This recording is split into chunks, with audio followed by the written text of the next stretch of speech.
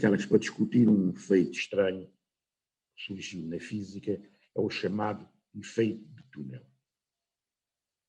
O que é isso do efeito de túnel? Porque é isso que a gente irá discutir e as suas implicações, quer tecnológicas presentes, quer tecnológicas e conceituais no futuro. O efeito de túnel, de facto, foi, no meu entender, uma grande descoberta.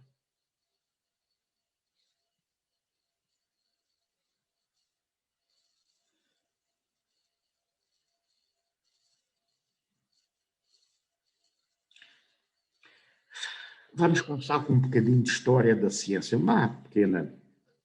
Muitas vezes, isto acontece com muita frequência, a natureza surpreende-nos das maneiras mais imprevistas.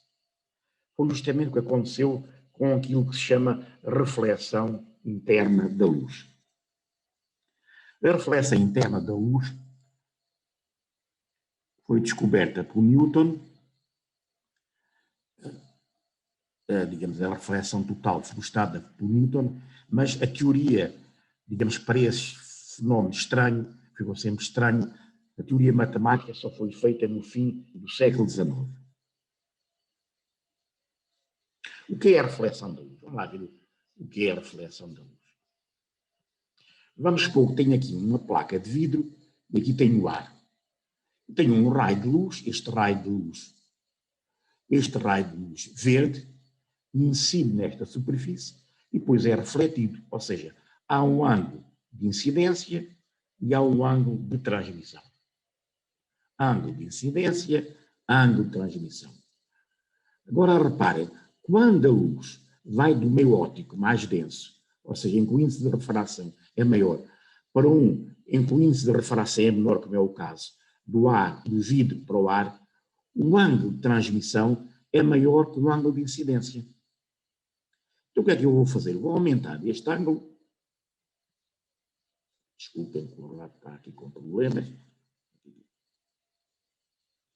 Vou aumentando este ângulo e este ângulo de incidência, estão a ver, vou aumentando, e este ângulo, há um limite, é o chamado ângulo crítico, em que a luz é refletida com um ângulo de transmissão de 90 graus. Dentro, por raios incidentes, a partir deste, digamos, imaginem que este ângulo são 47 graus, que é o que acontece com o vidro, e portanto, se tem um ângulo de incidência de 50 graus, então vai acontecer que toda a luz é refletida, nenhuma é transmitida. Este é o fenómeno dito da reflexão total, que tem grandes aplicações. Está aqui representado. A luz incide e vai ser totalmente refletida. Ora, o que o Newton verificou é que dentro desta zona, aparentemente, contra tudo o que era de estar, há uma certa luz remanescente. É por isso que se chama reflexão total frustrada. Aqui, presentemente, este fenómeno da reflexão total da luz tem implicações tecnológicas importantes. Sem este fenómeno, nós não estávamos aqui em Zoom. Todas as fibras ópticas, está aqui um feixe de fibras ópticas, que vocês devem ter em casa, a ligar os vossos sistemas, são baseados neste fenómeno da reflexão total. Ou seja, a luz é enviada e passa por esta fibra quase sem perdas, de forma que nós comunicarmos daqui para os Estados Unidos, há um cabo submarino de fibra óptica e as perdas são relativamente pequenas. Ou seja, conseguem-se fibras enormes com perdas relativamente pequenas. Daí que sejam a utilização de termos tecnológicos. Isto é o aspecto prático da reflexão total. Na mecânica quântica, este fenómeno do efeito túnel foi descoberto por Gamow em 1928. O que é que ele estava a estudar? Ele estava a estudar o fenómeno da emissão das partículas alfas por átomos.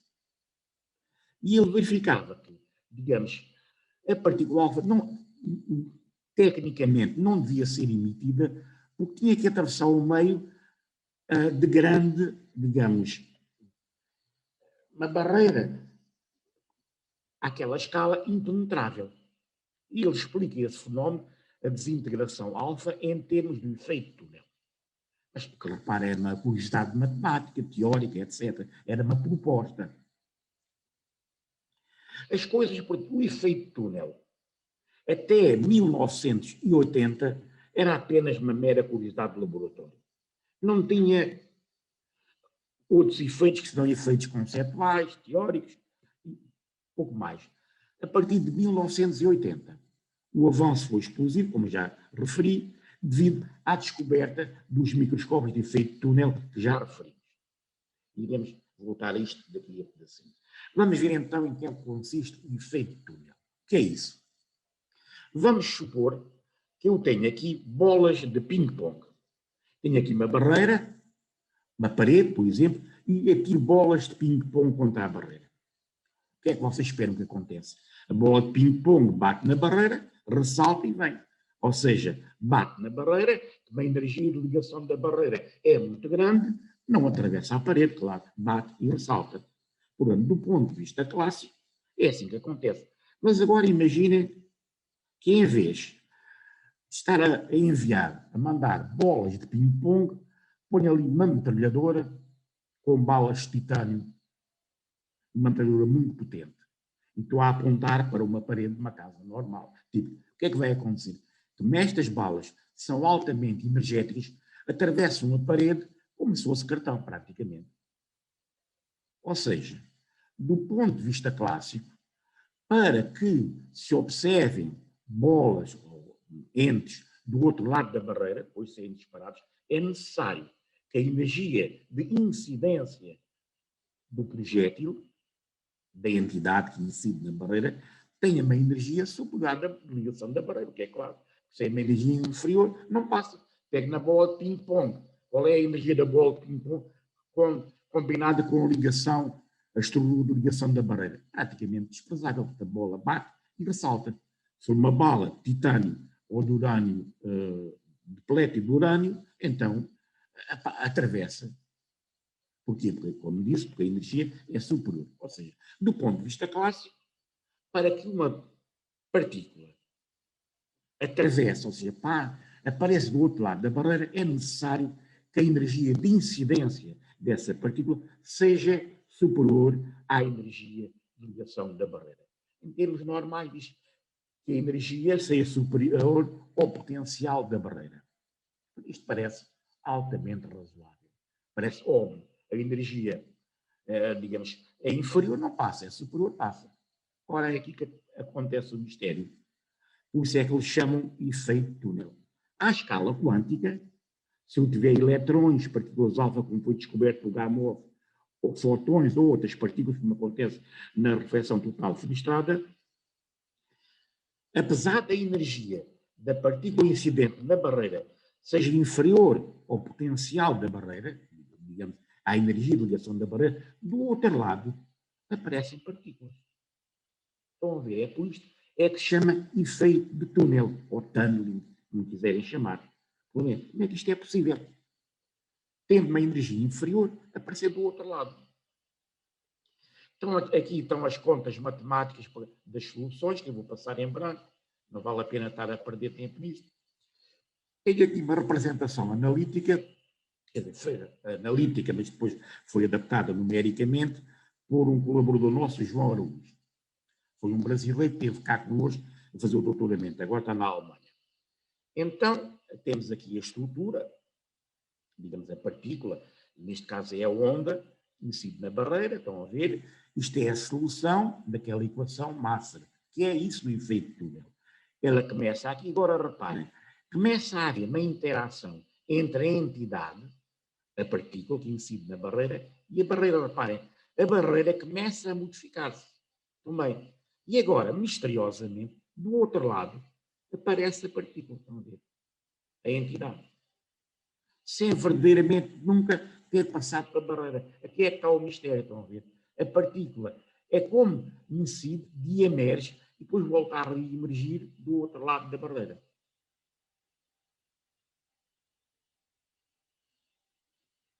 Agora, qual é o grande mistério deste efeito túnel? Feitas as contas, verifica-se que o tempo entre a partícula incidir na barreira e o tempo que ela leva a aparecer do outro lado, contrariamente a tudo o que se esperava, não depende da espessura da barreira. Imaginem, um caso conceptual, meramente conceptual. Imaginem que o tempo, este tempo, chama-se o tempo de ignição, que é 1 segundo, para uma barreira de 1 milímetro. Se a barreira tiver 1 metro, o tempo de ignição é também 1 milímetro. Ou seja, o tempo de transição na barreira não depende da dimensão, ou seja, da espessura da barreira. Quer ela tenha 1 milímetro, quer tenha 1 metro, quer 10 metros, quer 1 quilómetro, é sempre 1 segundo.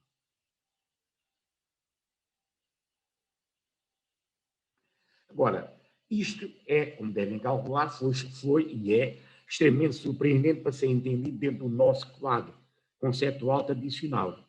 A pergunta é, será que isto é uma mera especulação matemática ou tem alguma realidade científica, alguma realidade física? Então houve um grupo de pessoas, vários grupos no mundo que já repetiram esta experiência, o NIMS, que fez a experiência e conseguiu usar uma barreira de 1 metro, usou comprimentos de onda de 33 milímetros, ou seja, 3 centímetros,3. Está aqui o NIMS a fazer a experiência e o que ele verificou era aquilo que as fórmulas diziam, que o tempo de transição é independente da dimensão da barreira. É sempre o mesmo tempo, o mesmo tipo de material, mas a espessura da barreira não joga qualquer papel. E este NIMS depois publicou, e o grupo dele publicaram um livro interessante que é o Zero Time Space, ou seja, Zero Time Transition. Tem havido inúmeras querelas por causa disto, porque isto vai contra um dos dogmas da relatividade, que é o valor, digamos, mais alto com que se pode emitir um sinal é a velocidade da luz, ou seja, 300 mil km por segundo, e este NIMS fez uma conferência nos Estados Unidos, e depois fez uma pausa e apresentou no slide uma sinfonia de Beethoven. Ele disse, esta sinfonia foi enviada a uma velocidade 3,4 vezes a velocidade da luz. Mas como para vocês a sinfonia do Mozart não é informação, pronto, não é informação. Porque reparem, quando aparece alguma experiência ou algum que vai contra os dogmas da física, reparem, não é que o esquema da invariância de C, dentro de uma certa escala, como já fiz referência, esteja errado. Não é isso que está errado. O que está errado é supor que será sempre assim em qualquer futuro. E o que a natureza está a mostrar é que podemos ir para além desse limite. Como disse, não é de mérito nenhum para a relatividade. O que diz é que a relatividade, digamos, foi uma teoria humana construída na primeira parte do século XX, no início, e agora passou um século. Alguma coisa foi feita a mais, como a mecânica clássica em si, volta em si, não está errada. Não é a teoria absoluta, a teoria definitiva. Estou sempre a insistir nisto, mas porque isto levou às velocidades superluminais, aquele livro do NIMS é, digamos, um livro nesse sentido. Já agora queria fazer uma nota. Todas as pessoas que fazem estas experiências sobre os vossos superluminais obtêm todos os mesmos valores experimentais. Agora, qual é o problema deles? O problema deles é tentar adaptar aquilo com a relatividade. Então, vão refazer os postulados da relatividade, vão refazer os pressupostos simples e vão manipular de tal forma que chegam sempre à velocidade da luz. Ou seja, que as velocidades não são superiores à luz. Isto é, de facto, a guerra continua. Não é fácil.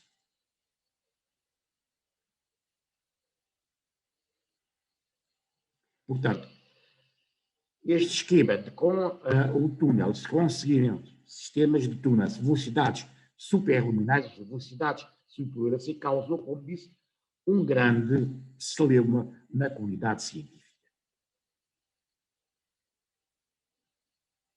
A grande surpresa, como já referi, é que tudo isto acontece sem a partícula estar dentro da barreira. Ou seja, a partícula não atravessa a barreira. O que é que acontece então? Dentro desta?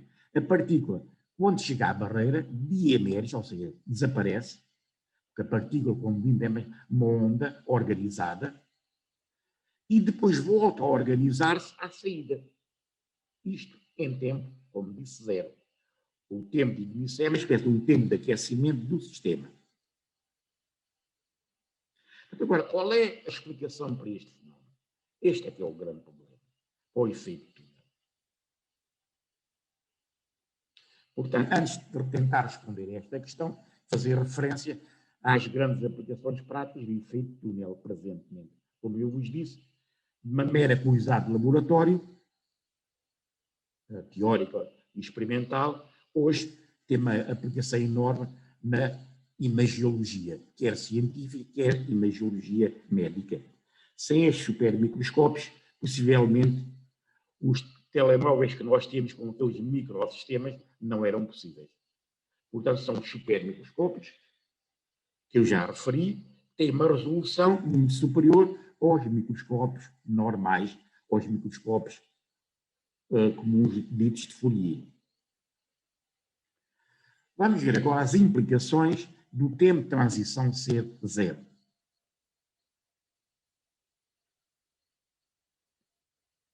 Uma implicação será que o espaço e o tempo cronológico têm um estatuto ontológico per se, ou são meros instrumentos?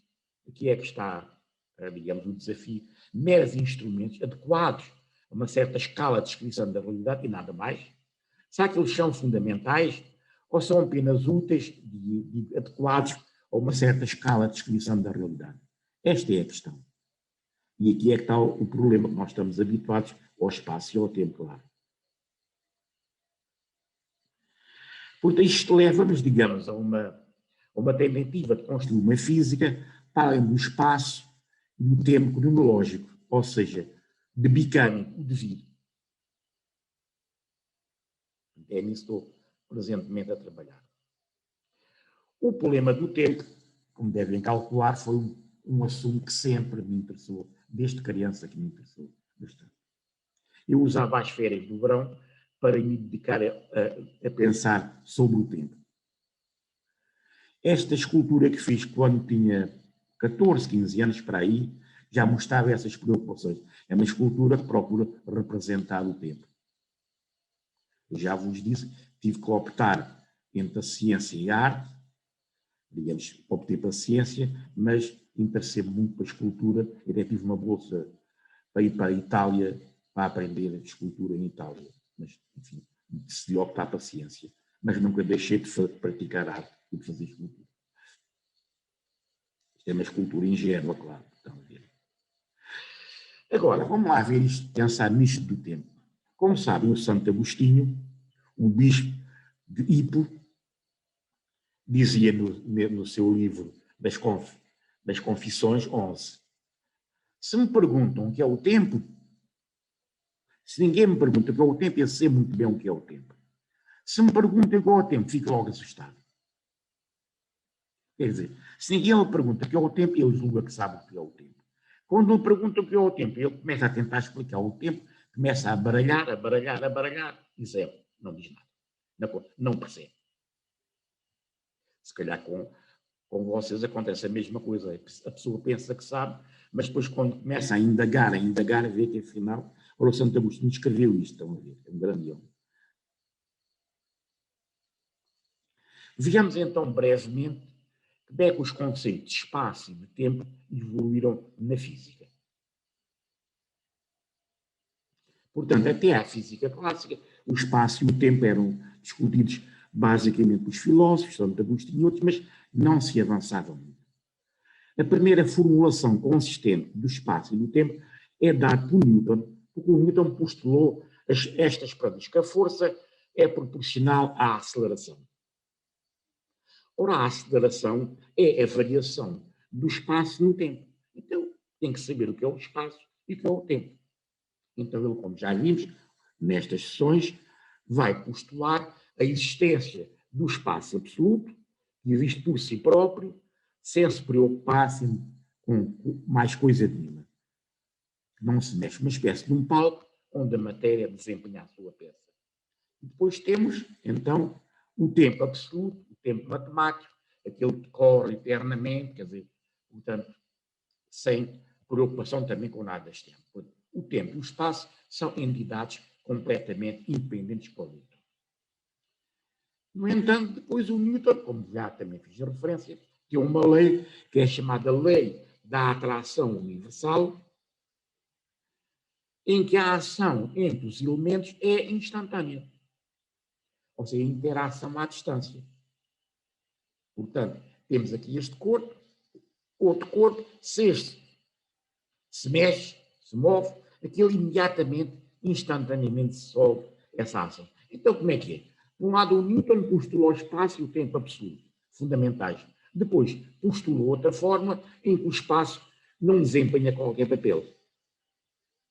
Com Newton, como eu fiz a referência, isto era uma ação de Deus. Portanto, deste modo, a primeira lei tem que ser escrita desta maneira. A força inercial é igual à massa inercial vezes a aceleração. E a lei da atração universal é a massa gravítica, porque temos duas massas, a massa gravítica e a massa inercial. A força gravítica e a força inercial. Então temos duas massas, então qual é a relação entre essas duas massas? Na física tradicional, diz que a massa inercial é igual à massa gravítica. Nós discutimos esse problema, o conceito de massa gravítica inercial, na física, e chega-se à conclusão que não tem que ser igual. É proporcional. Na maior parte dos casos que nós lidamos, elas são iguais, mas não tem necessariamente que ser. Referi também que o Leibniz foi sempre contra esta ideia do Newton, porque para ele o espaço e o tempo não eram apenas relativos, eram relacionais. Não há nada. E como sabemos, houve uma grande controvérsia entre o Newton e o Leibniz, mas o Newton usava o seu intermediário, Clarke, para escrever. O Newton nunca escreveu diretamente ao Leibniz. Quer dizer, era o Clarke, ouvia o Newton e depois escrevia. E assinava como Clarke para o Leibniz. Quer dizer, o Newton nunca se dignou escrever ao Leibniz. Isso houve dele uma grande discussão. Portanto, segundo, digamos, o Newton, Deus sendo omnipresente, quer dizer, para além das categorias do espaço e do tempo, na sua suprema benevolência e bondade, tinha decidido manifestar a sua permanente ação na sua criação no mundo. Então estava permanentemente em contato. E a atração universal era isso, uma manifestação de Deus no mundo. Estão a ver como é possível jogar com as palavras a posterior.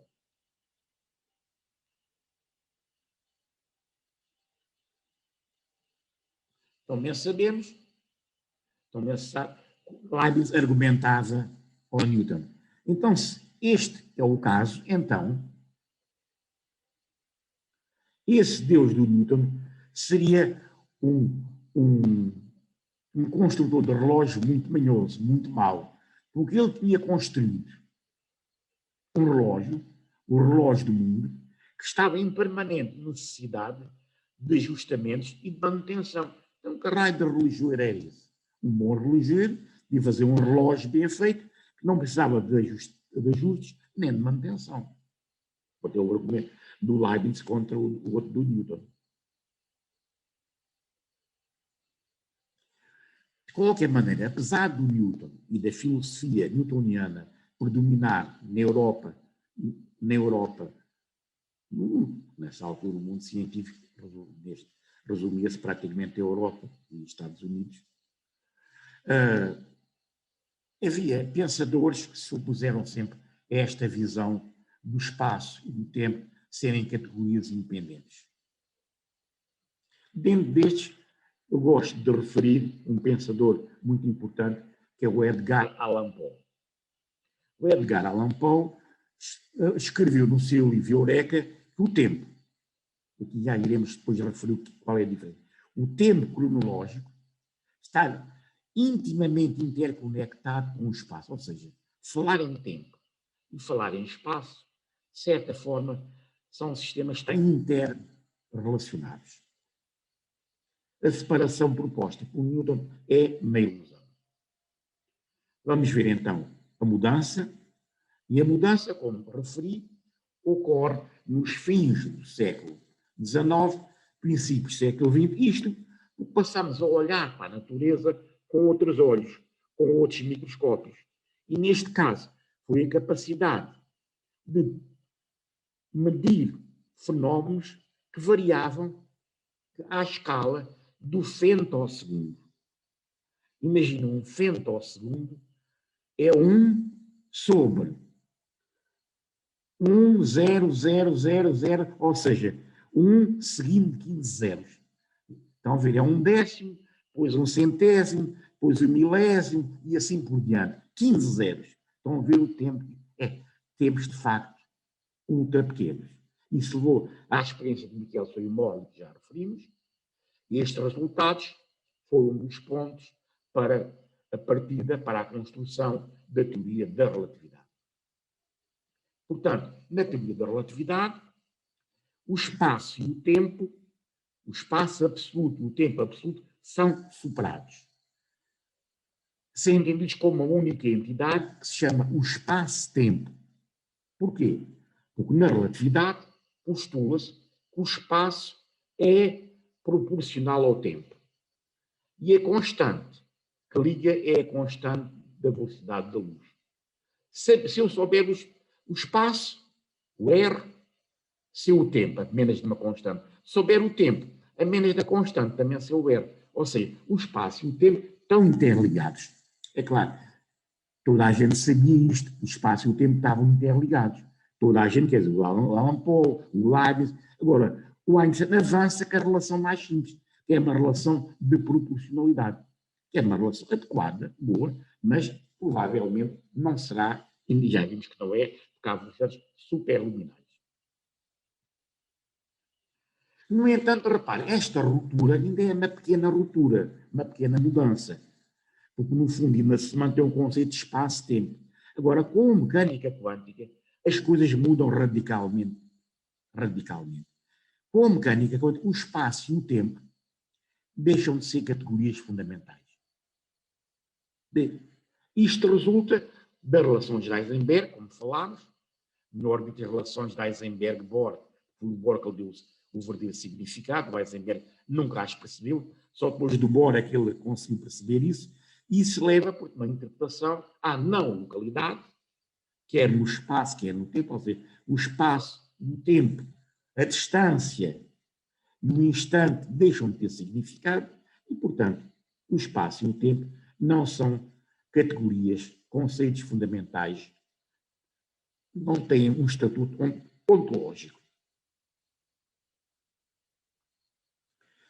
O processo que levou a esta solução, portanto, como referi, introduz uma alteração radical no modo como nós vamos entender o espaço e o tempo. Ou mesmo, como disse, o conceito de espaço-tempo. Agora, reparem, que é que está a questão? Do facto crucial de que o tempo de transição não depende da espessura da barreira, isto leva-nos, encoraja-nos a pensar que talvez vários pontos estiverem ligados por uma barreira de potencial, então a distância não é relevante. No fundo, o efeito de túnel é como se fosse a primeira janela que permite que, digamos, que aquelas ideias que vão atrás daqueles grandes pensadores que pensavam que o espaço e o tempo não eram categorias fundamentais, pela primeira vez temos uma janela experimental para sondar a natureza, para indagar sobre a veracidade desses elementos. Se o espaço e o tempo são ou não categorias fundamentais. Ora, vamos ver a seguinte questão. Suponhamos que tem um observador e tem 3 pontos, 4 pontos. Imagina que são 4 automóveis ao longe, ou são 4 aviões no ar, enfim, qualquer elemento que nós queremos medir a distância do observador para os respectivos pontos. O que a gente faz, ou o que se faz presentemente, no fundo, manda-se um raio de luz no observador, manda um raio de luz a um feixe de radar, esse feixe de radar uma onda de rádio, uma onda eletromagnética, essa onda eletromagnética incide no ponto, nós queremos medir a distância, e depois volta. Medimos o tempo de ida e volta, sabendo a velocidade de propagação, temos a distância. No fundo, isso é o que os polícias fazem. Ora, se usarmos este processo, usando a luz ou ondas eletromagnéticas, vamos ver que os pontos, os elementos, os automóveis, aviões, ou seja o que for, estão a distâncias diferentes. X1 diferente de X2, X2, ou seja, as distâncias são diferentes. Portanto, estamos num espaço tradicional normal. Vamos agora, se por o contrário. Em vez de usarmos aquele processo, em vez de usar aquele processo, vamos a um processo de túnel. Ora, sabemos que no túnel, por maior que seja a barreira, o tempo de transição é sempre o mesmo, quando apontamos com esse aparelho luz ao túnel.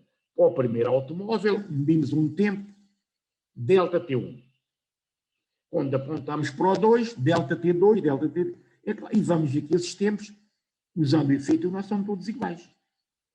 Vamos ver aqui é que está a grande diferença.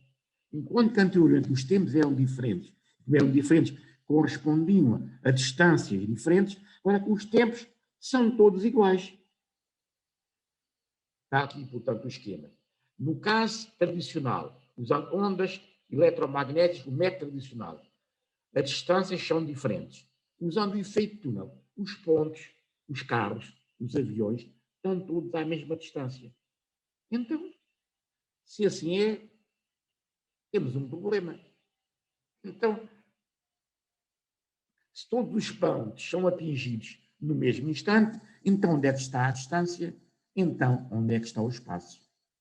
Estão a ver? Com o efeito túnel, isto que até então os pensadores tinham, alguns, Leibniz, até o Santo Agostinho tinham visto, torna-se agora possível testar.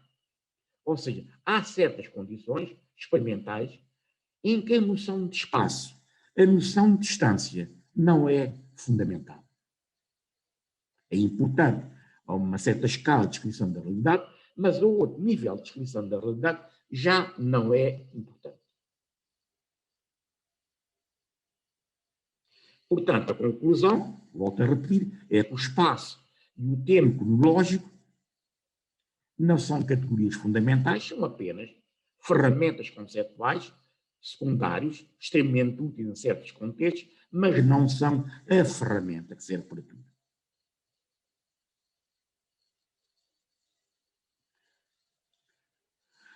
Portanto, para tratar estes novos fenómenos, estes fenómenos a este nível em que o espaço e o tempo cronológico já não são fundamentais, é preciso, como devem calcular, construir, desenvolver toda uma nova modo de olhar para o mundo, toda uma nova abordagem. Reparem, isto sem qualquer demérito ao trabalho anterior, não é? O trabalho anterior foi e é útil àquele nível de descrição. Eu não me esqueço de repetir isto. Não é negar o trabalho dos anteriores, fizeram um grande trabalho. Agora, não é o absoluto, não é o final. Esta aqui é a questão. Porque é preciso desenvolver a física do devir, ou seja, uma física para além do espaço e do tempo cronológico. Temos de estar sempre aqui a referir ao tempo cronológico. Vamos lá ver o que é o tempo cronológico. O tempo cronológico, como me referi, é uma relação entre o espaço e o tempo. No fundo, reparem, como é que eu faço para medir o tempo? Inicialmente, como é que eu media o tempo quando não havia relógio? Espetava uma vara no chão, via a posição da sombra e, a partir da posição da sombra, inferia o tempo. Era isto que eu fazia e faço ainda. Aqui temos um relógio destes de sol para a posição da sombra. Estão a ver aqui, são 14 horas. Veja a posição, infere um tempo. Tempo cronológico, ou seja, o tempo do relógio, que mostra que é um tempo que depende do espaço. Sem espaço, eu não tinha acesso a este tempo. Por isso é que o Allan Poe e outros achavam que o espaço e o tempo estavam interligados. Neste caso é o tempo cronológico. Olho para um relógio mais moderno, eu vejo também que para a posição das agulhas eu insiro um tempo. Se for um relógio digital, eu vejo lá escrito, é sempre uma posição. Em última análise, o que eu avalio são posições e a partir de posições eu vou inferir um tempo. Tempo cronológico. Ora, o tempo cronológico é ontologicamente muito diferente do tempo no sentido do devir. O devir é a mudança, a alteração. Esta alteração pode ser, usando uma palavra não muito, enfim, não muito boa, física, que é tudo física, é tudo natureza, mas enfim, linguagem mais comum. Este tempo cronológico, o tempo normal, para a nossa experiência normal, não é tão geral como este tempo do devir. Este tempo do devir inclui o outro como um caso particular, é a alteração da posição, o devir da posição, mas inclui a alteração dos pensamentos, a alteração das estruturas, tudo isso sempre tem que ver com o espaço. Ou seja, o devir é a mudança em algo que pode não ser o espaço, pode incluir o espaço como um caso particular, mas não necessariamente.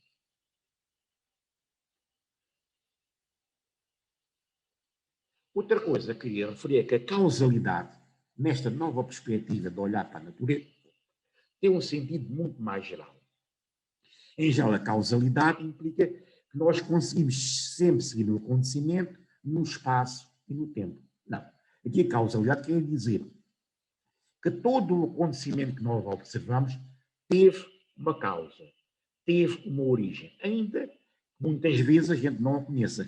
E digamos, a transição de um estado para o outro resulta de uma teia de interações entre o estado considerado de referência e o universo. Portanto, todo o sistema é o resultado final de uma teia de interações.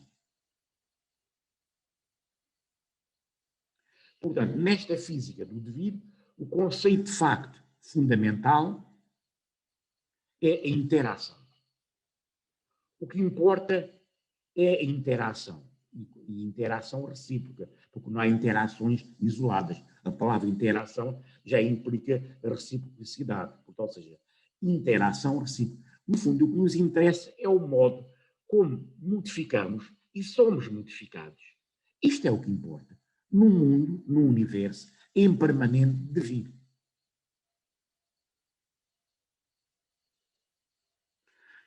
Porque tem a capacidade de induzir ou de ser induzido uma alteração, uma mudança de devir.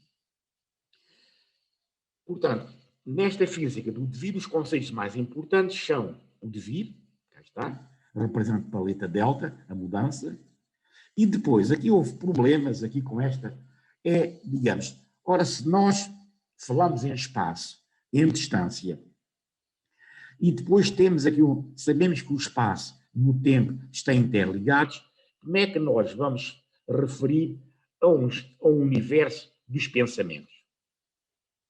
Por exemplo, o universo dos pensamentos, o universo artístico, por exemplo.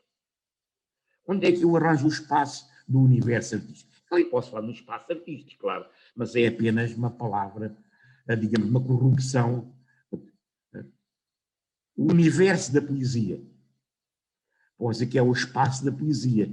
Portanto, digamos, para tentar arranjar uma palavra que represente esse, digamos, universo, ou de poesia, ou de entes de outro tipo, ou de arte, ou de seja o que for, ou de música, introduzia a palavra simploquia.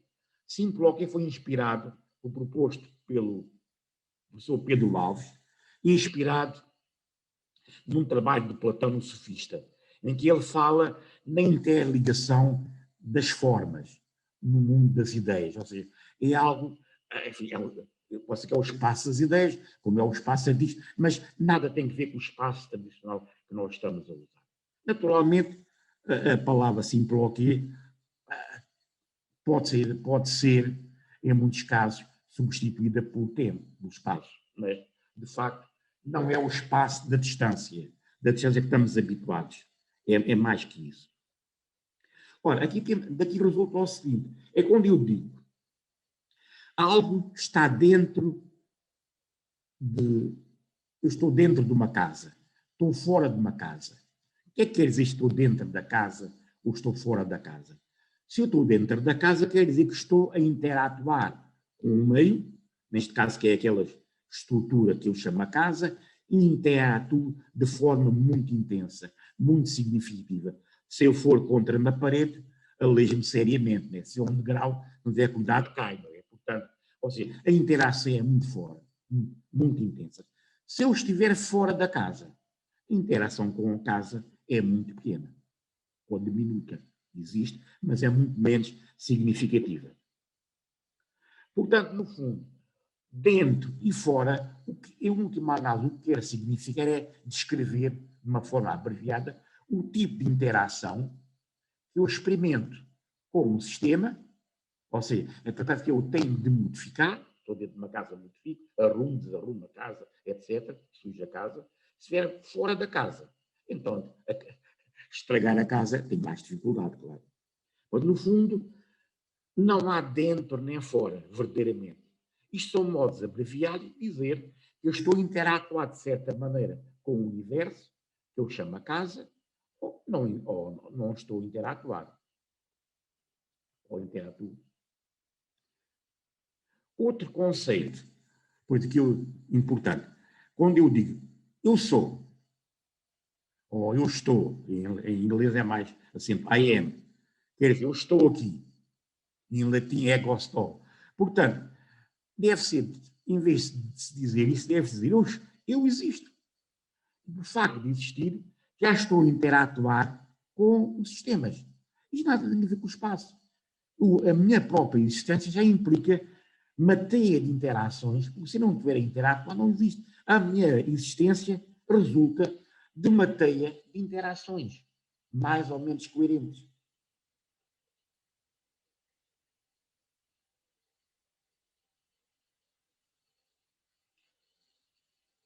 Portanto,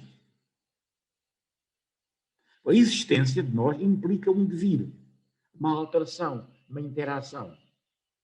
E, portanto, neste devir, nesta interação, aquilo que realmente conta é a persistência, ou seja, a capacidade de persistir, de interatuar com os sistemas de uma forma mais adequada. No entanto, como já fiz referência, os conceitos de espaço físico, usando aqui a palavra físico no sentido tradicional do termo, foi exportado para quase todos os domínios humanos. Não é surpresa nenhuma verificar que na nossa língua e os nossos modos de pensar estão interligados com ideias e palavras relatadas direta e indiretamente com o espaço. Vejamos alguns exemplos, entre muitos. Por exemplo, o grau da hierarquia de uma pessoa numa dada sociedade. O grau de importância de uma pessoa num contexto social. Suponhamos que numa dada situação social, uma pessoa é considerada muito, muito importante. Enquanto que outra é suposta quase como não tendo importância nenhuma. Em linguagem tradicional, como é que a gente representa, distingue estas duas pessoas? Vamos dizer que há uma grande distância entre estas duas pessoas. Uma grande distância no espaço, na hierarquia social. O que se diz dizer é que há um grau de diferença na hierarquia social e não uma distância, não um espaço. Mas pode-se dizer que não tem mal nenhum, desde que semanticamente nós se compreenda o que tem. Agora, o que isto mostra é que nós implicitamente, com os implícitos, somos levados a esquecer que o espaço e o tempo lógico são apenas meras ferramentas. E depois quase que os deificamos. O problema não está em usá-los. O problema está em dizer e pensar que é o único, que é os únicos conceitos. E é que está o problema. Vamos ver aqui mais alguns exemplos. Por exemplo, Simploquê digamos, é o universo das ideias, o universo dos entes, pode ser correlacionado com o espaço. O grau da hierarquia das pessoas, a capacidade de modificar e ser modificado, distância. Importante ou pouco importante? Portanto, pode ser perto, estão a ver, perto, se a capacidade de interatuar é muito grande. Se a capacidade de interatuar é muito pequena, está longe. Portanto, perto ou longe, em última análise, querem exprimir a capacidade que nós temos de interatuar, se é perto, e longe, a capacidade que temos de não interatuar. No fundo, o conceito básico, como referi, é a interação. Isto é apenas uma descrição adequada em alguns contextos para descrever essa interação, mas mais nada do que isso. Por exemplo, significante, importante, e depois esta, é alto, grande, enorme, etc. Pouco importante, insignificante, dizemos que é pequeno, tem um pequeno tamanho, menor, etc. Portanto, isto é para dizer que nós, mesmo que a gente queira fazer a construção de uma física em que o espaço e o tempo cronológico não são relevantes, estamos espiados, logo à partida, por esta linguagem em que as noções de espaço e de tempo cronológico foram exportados para tudo. Estão a ver? O espaço da pintura, o espaço da arte, o espaço da música.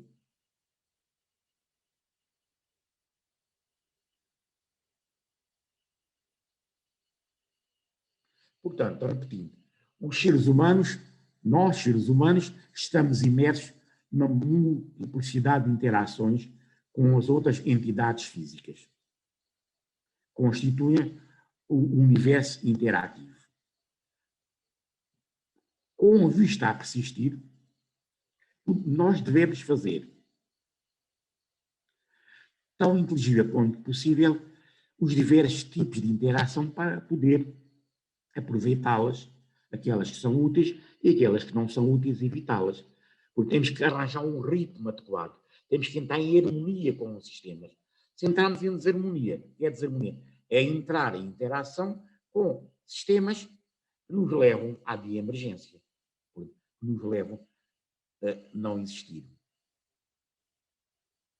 E por isso necessitamos de estabelecer uma hierarquia dessas interações e este complexo processo de hierarquização estabelece os graus e igualdades entre os diversos Estados, a adequação melhor ou pior, mas de qualquer modo, este processo nunca é absoluto, é sempre relativo.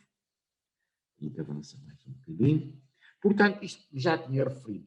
Num certo contexto interativo, o A pode ser igual a B, enquanto noutro universo interativo, o A pode ser diferente do B. Tudo depende do contexto.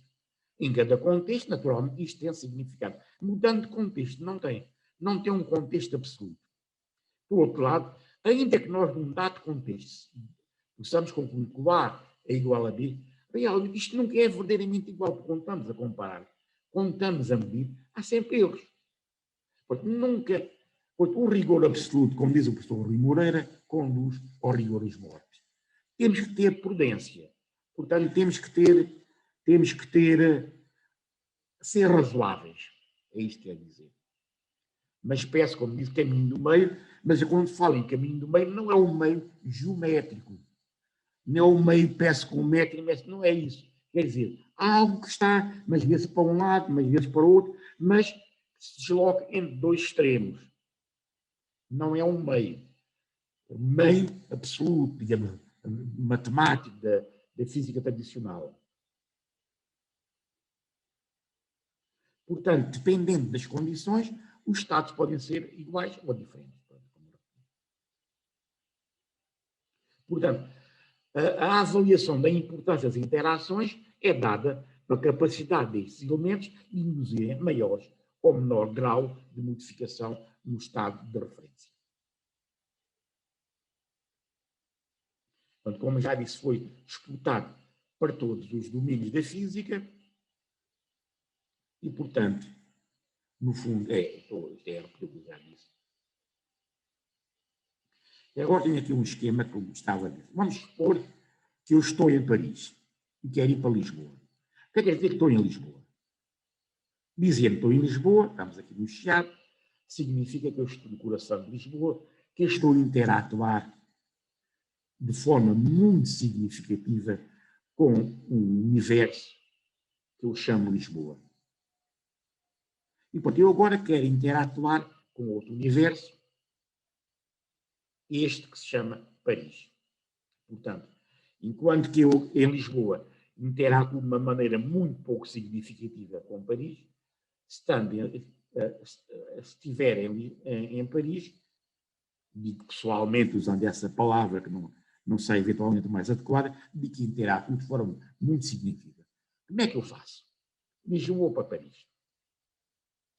Se eu estiver numa época, antes do desenvolvimento dos transportes, o único processo a atingir Paris, saindo de Lisboa, é a andar, é a pé, claro. E a pé, Lisboa para Paris, se o tempo estiver bom, etc., se não houverem problemas, eu levarei aí um mês ou mais de tempo para chegar lá. Neste processo interativo, eu vou interatuar de uma maneira muito significativa com o meio, com as pessoas, com os rios, com as cidades, com as plantas, etc., etc. De tal forma, quando cheguei a Paris, experimentei uma grande modificação. Ou seja, quando começo a interatuar com Paris, eu já fui muito modificado. Portanto, eu estou em Lisboa, vou ser modificado e a modificar Lisboa, mas quando quero atingir Paris, tenho antes de experimentar um grande nível de modificação. Não consigo, digamos, passar a interatuar com Paris sem estar altamente modificado. A andar até então é dramático. Suponhamos agora que no tempo presente vou de carro. Então vamos supor que eu levo cerca de 16 horas a ir de Lisboa para Paris. Se não for 16, 20 ou 10, ou depende das pessoas. Ora, nestas condições vou de carro, em vez de levar um mês ou 2 meses, eu levo, digamos, 10 horas. As modificações que eu experimento são muito menores. A rapidez, no fundo, da deslocação quer dizer que eu estou a interatuar muito menos com o meio. Antes de interatuar com Paris, estou Lisboa, Paris. Interação com Lisboa, interação com Paris. Lisboa, Paris. E, no primeiro caso, primeiro começa a interatuar com Paris, é uma carga de trabalho. De automóvel é menos. E se for de avião? De avião, imaginem que leve 3 horas. Ainda menos. Quase que não se experimenta modificação. Mas agora reparem, imaginem que eu vou de Lisboa-Paris para um sistema de ficção científica para ser ainda desenvolvido usando o processo de túnel. Então, estou ali no Chiado de Paris. Entro numa porta, que é o portal de transição, e saio do outro portal, estou em Paris. Ou seja, Lisboa e Paris estão no mesmo sítio, não há distância entre Lisboa e Paris. E agora isso já está a acontecer com os telemóveis, se quiserem, ou com as videoconferências. Temos aqui neste curso pessoas que estão em vários pontos fora de Portugal. Portanto, aqui a distância já não conta para a nossa interação, mas ainda é relativamente limitado. Num futuro, se este sistema se desenvolver, estar em Lisboa, estar em Paris, é praticamente a mesma coisa. Só precisa preparar o sistema. Portanto, em última instância, aquilo que importa não é o tempo cronológico, mas o grau de interação e, consequentemente, o grau de mudança que nós experimentamos com a multiplicidade dos outros estados com os quais interatuamos. No primeiro caso, para interatuar com Paris é dramático, chega lá já muito, e é para Paris, imaginem que era para outro sítio muito mais longe, que era para Moscou, pior ainda, enquanto que no túnel está num sítio ou está noutro, ou seja, o que importa, no fundo, é o grau de modificação, de interação que nós temos, não é a distância. Vamos ver agora aqui, isto já está quase a terminar, ver aqui para a matematização do sistema, uns esboços, mais nada. Temos aqui um sistema, S0, que está suposto que é diferente, porque tem um certo grau de independência, num certo contexto, e tem a interatuar com 5 sistemas. E a interação é recíproca. Estão-se todos a influenciar. Este modifica aquele, modifica-se ele próprio e sofre as interações todas. É um sistema recíproco. Ele modifica-se, os sistemas com que ele está a interatuar modificam-se e é modificado por eles também. É esta teia que nós estamos permanentemente a assistir. Esta é a realidade. Naturalmente é muito complexa e, digamos, os modos que temos usado até agora procuram simplificar isto. Portanto, isto é aquilo, é num instante, digamos, no devir, num instante T0 do devir. Num instante, na transição seguinte, este estado transforma-se naquilo. Pode ser praticamente igual, mas ele é o resultado da contribuição da sua própria interação e de interação com os outros sistemas. É isto que acontece. O estado, no instante seguinte, resulta todos os sistemas. Isto leva-nos então ao seguinte esquema. Eu estou aqui no presente. No presente, quando vou transitar, passo para o futuro.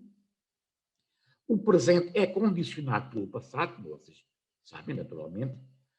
E o presente também, aqui é que pode parecer estranho, também é condicionado pelo futuro. As escolhas futuras que nós podemos trazer vão implicar drasticamente o nosso presente. Agora estamos perante a pandemia. E nós fazemos projeções para a pandemia. Projeções que estamos já a impor hipóteses conceituais no futuro, e essas hipóteses que nós pomos para o futuro têm influência ao presente. Portanto, o passado influenciou o presente condiciona o futuro, e o futuro condiciona o presente, e o passado, neste modo, também influenciou o futuro. Agora, reparem, isto parece óbvio, toda a gente está de acordo com isto. Agora há aqui outro ponto, ligeiramente mais complexo. É o seguinte: nós estamos num universo relacionado. Todos os Estados têm interação recíproca e estão a interatuar em grau, maior ou menor grau. O grau que significa essa interação é maior ou menor. Eu dizia fortemente ou não fortemente. Portanto, neste sentido, o passado não depende, esta é a surpresa, apenas dele próprio. O passado visto pelo observador, porque somos nós que observamos o passado, somos nós que observamos o universo. E em relação a nós, que nós fazemos as contas, naturalmente nós somos o fruto daquela teia de interações. Mas, em última instância, somos nós que vamos relacionar isso tudo. Portanto, aquele passado que nós vimos é, em última análise, o passado a que nós temos acesso, é preciso saber, o passado é uma construção do presente. Este passado relacional depende do nosso sistema de interação, do universo de interações. Se nós mudamos as relações de interação e a hierarquia entre as diversos entes e as relações, vamos ver um passado diferente. Isto significa, ao atribuir diferentes graus de interação, no processo de avaliação, de estimação, podemos ter passados diferentes. Isso acontece. Eu tenho aqui 3 livros de história sobre a Idade Média. Cada livro de história conta a história da Idade Média de uma maneira. Ou seja, cada Idade Média é diferente consoante o autor. Aliás, isto é dito pelos próprios historiadores. Porque uns avaliam, dão ênfase numa entidade, outros dão ênfase noutra, outros dão ênfase noutra. Vamos supor que a história é escrita por um cientista, um físico ou matemático. Ele vai dar relevo à matemática, claro, e à física. Vamos supor que a história é por um economista. Ele vai dar relevo à economia. Ele, se souber pouco de matemática ou pouco de física, nem refere sequer a isso. Se for um político, então ainda menos. Ou uma história em geral é feita por literatos, A história da ciência nem existia. Ou seja, o passado, este passado que nós temos acesso, aquele que nós vemos, aquele que temos acesso, é uma construção nossa. É uma construção. Isto constitui, digamos, presente, passado e futuro, constitui apenas uma única teia. Ou seja, presente, futuro e passado, mais me refiro, o passado que nós temos acesso, o presente a que nós temos acesso e o futuro a que temos acesso. O futuro visto pelo observador. É uma teia de inter-relações, ou seja, não há separação.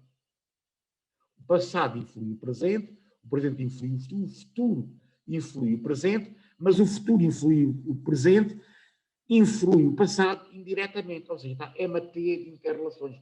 Ou seja, embora aquele esquema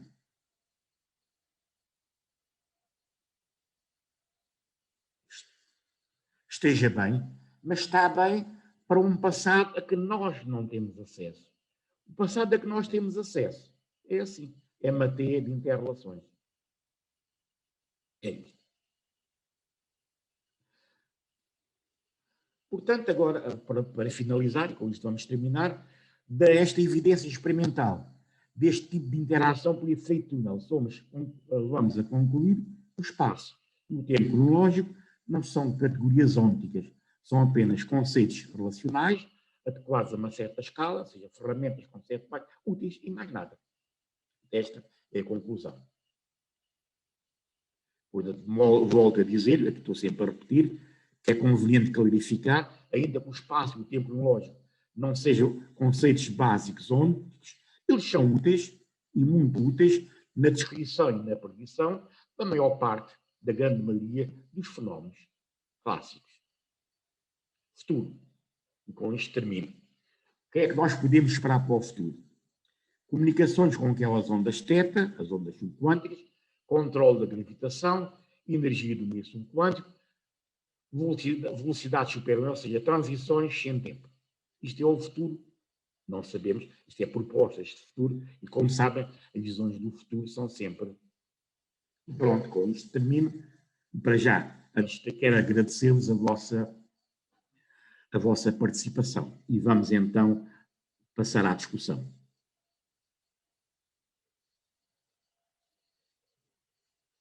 Façam um favor, por as suas questões. Força! Obrigada pela aula, gostei muito. Eu tenho uma questão, mas pedi autorização, se me permitisse fazer 2 comentários que eu acho que podem eventualmente ajudar, porque alguns destes conceitos que transmitiu fazem parte de alguns conceitos também estudados por vários colegas e de alguma maneira por mim.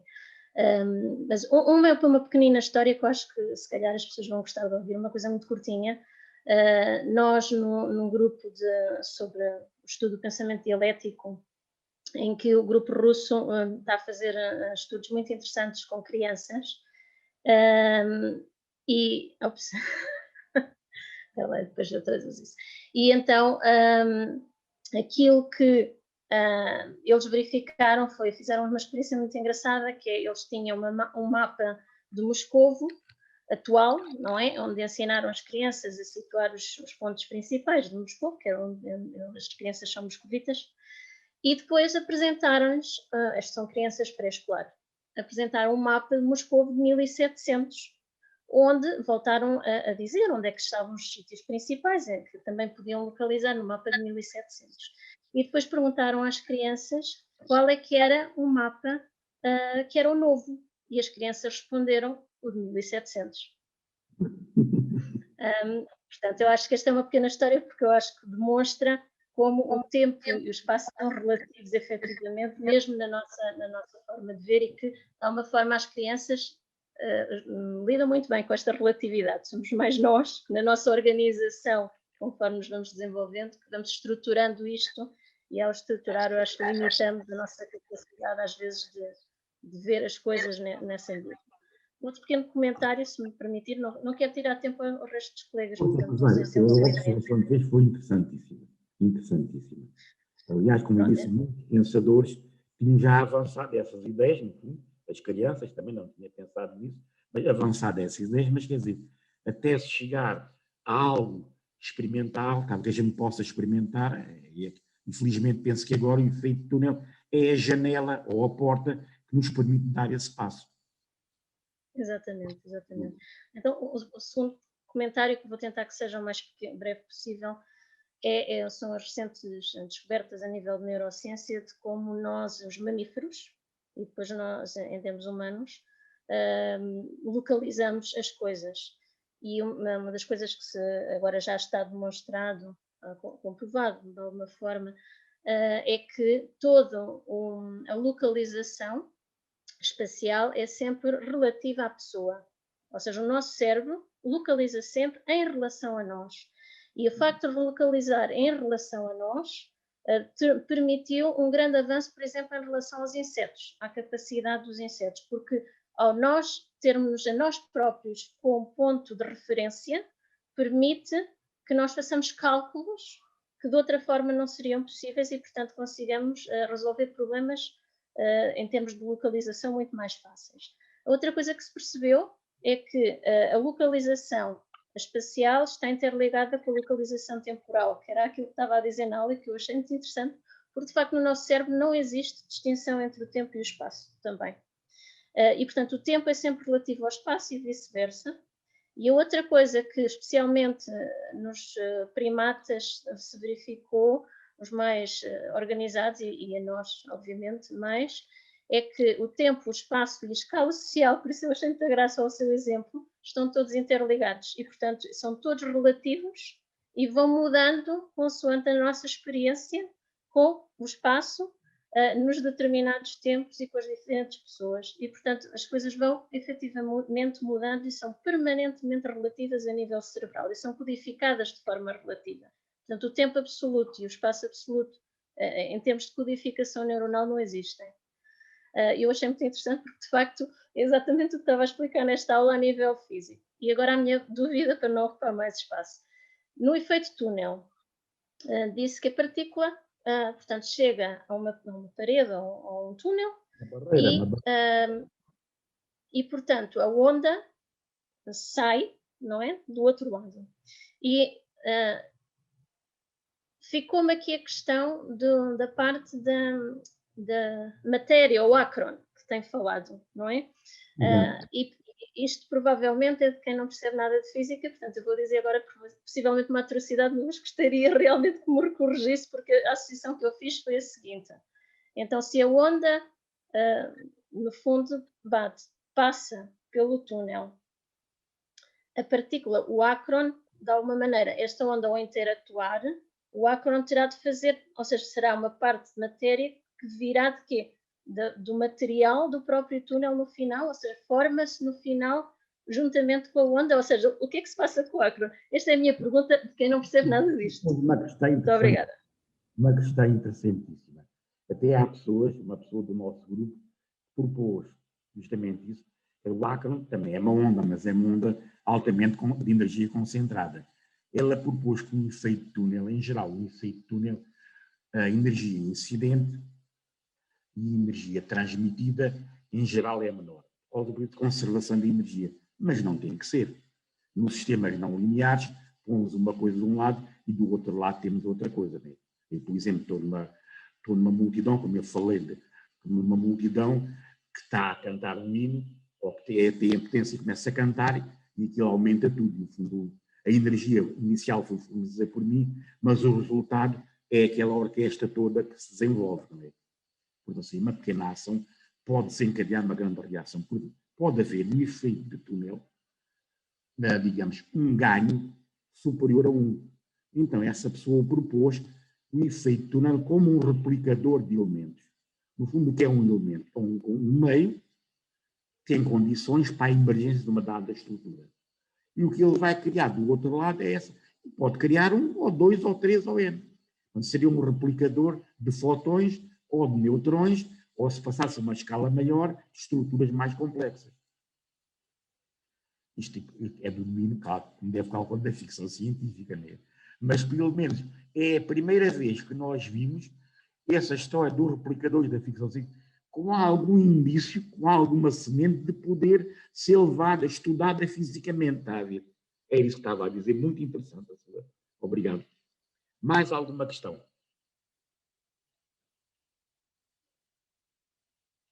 De qualquer maneira, se quiserem depois disto terminar, individualmente podem mandar questões por mail e depois, quando a faculdade estiver aberta, podemos discutir, enfim, sempre que quiserem. E já sabem. Queria aqui fazer uma questão. Força. Eu queria perguntar se a interação toma o lugar, toma o estatuto ontológico que tinha o espaço e o tempo. Se pode raciocinar assim. Portanto, o espaço e o tempo perdem o seu lugar e é esta interação, esta capacidade de modificar e ser modificado que toma o lugar ontológico do espaço e do tempo. Pois, nesse sentido, é o devir, claro. Essa capacidade pode ser usada por devir para a alteração. É isso mesmo. Pode-se pensar assim, no fundo. Resumindo, quase a sua aula de hoje seria passar de um estatuto ontológico para outro estatuto ontológico. É isso. Não, e para além disso, o ganho depois cognitivo que isso poderá ter, experimental e prático, está a ver? Esse processo, está a dizer, mas para depois não ficarmos só nas palavras, está a ver? Com certeza, com certeza. Claro, claro. É isso mesmo. Isso mesmo. Só em jeito de comentário, eu sabe que o efeito túnel fez-me lembrar Alice no País das Maravilhas, não é? Do século XIX, que é quando abre a porta e passa de um mundo para outro mundo num espaço de tempo zero. Os portais da ficção científica é isso. Abre-se o portal, abre-se a porta, está-se no outro lado. Exatamente. É engraçado. O efeito túnel, para já, com elétrons e fótons, é isso. Exato. Agora, será possível fazer isso com estruturas mais complexas? Até que com partículas alfa também fazemos, está a ver? Pois. Com moléculas de fluoreno, 60 átomos, também fazemos. Agora, mais que isso, não sabemos. O futuro é que dirá. E depois, com estruturas mais complexas, claro. Estou satisfeito porque vocês estão, acho que é uma discussão interessante. Força, vá mais. Eu queria aqui tinha aqui uma dúvida que quer dizer, a um nível micro não há espaço nem tempo e a um nível macro aparece o espaço e o tempo. Como é que isto... A dizer é que, digamos, a uma certa escala, ao nível macro, os conceitos de espaço e tempo são fantásticos. Como, por exemplo, como eu fiz referência, para um pastor alentejano, para ele, o que importa para ele é o sol a andar no céu para ele se orientar, é o relógio dele. E a Terra está parada e plana. É errado? Não. Está errado é dizer que isso é o absoluto. É claro, a escala dele está bem, agora se é uma escala mais geral, temos que saber que a Terra aqui é redonda, que a Terra está a rodar em volta de si própria, do Sol, etc.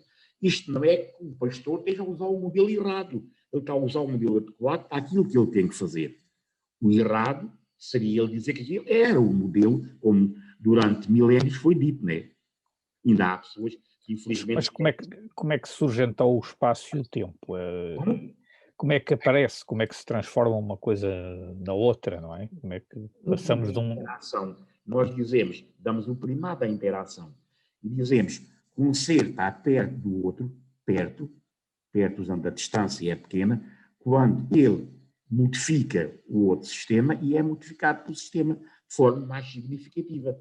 Se ele estiver longe, é porque a interação é pequena. Ou seja, a capacidade de modificar e de ser modificado é pequena, no fundo é isso. E dizer que está perto ou longe é uma maneira boa, adequada, em vez de estar contando serilha, dizer tanta coisa, interativo. Estou dentro de casa. Mas não vale a pena dizer estou interativo lá com a janela, estou interativo, estou a sujar a casa, estou a fazer isto. Não vale a pena. Estou perto de casa, depois há o implícito todo. É uma maneira abreviada de escrever um conjunto, um processo interativo útil. Se nós não fizermos mais, o modelo do pastor é um belo modelo. Para aquela escala, claro. Sim, estou a ver.